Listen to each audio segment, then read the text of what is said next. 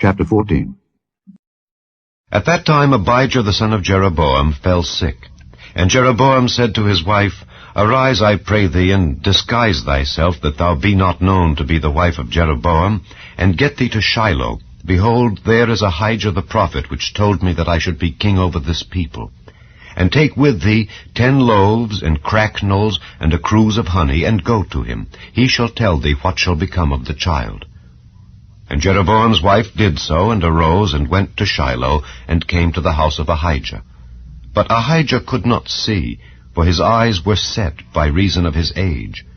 And the Lord said unto Ahijah, Behold, the wife of Jeroboam cometh to ask a thing of thee for her son, for he is sick. Thus and thus shalt thou say unto her, for it shall be when she cometh in that she shall feign herself to be another woman. And it was so, when Ahijah heard the sound of her feet as she came in at the door, that he said, Come in, thou wife of Jeroboam. Why feignest thou thyself to be another? For I am sent to thee with heavy tidings.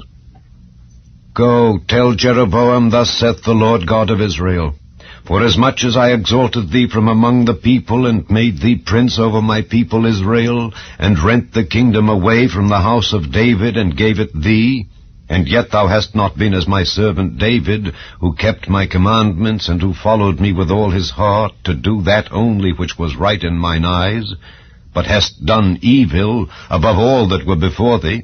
For thou hast gone and made thee other gods, and molten images, to provoke me to anger, and hast cast me behind thy back.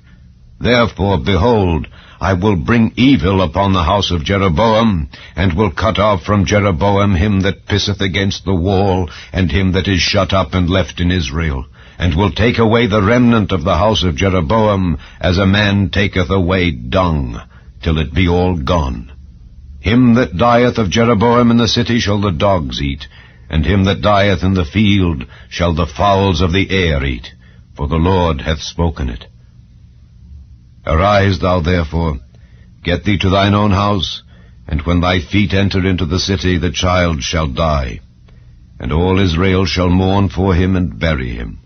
For he only of Jeroboam shall come to the grave, because in him there is found some good thing toward the Lord God of Israel in the house of Jeroboam.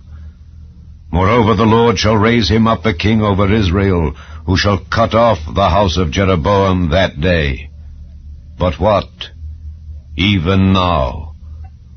For the Lord shall smite Israel as a reed is shaken in the water, and he shall root up Israel out of this good land which he gave to their fathers, and shall scatter them beyond the river, because they have made their groves, provoking the Lord to anger. And he shall give Israel up because of the sins of Jeroboam, who did sin, and who made Israel to sin. And Jeroboam's wife arose and departed, and came to Tirzah. And when she came to the threshold of the door, the child died. And they buried him. And all Israel mourned for him, according to the word of the Lord which he spake by the hand of his servant Ahijah the prophet.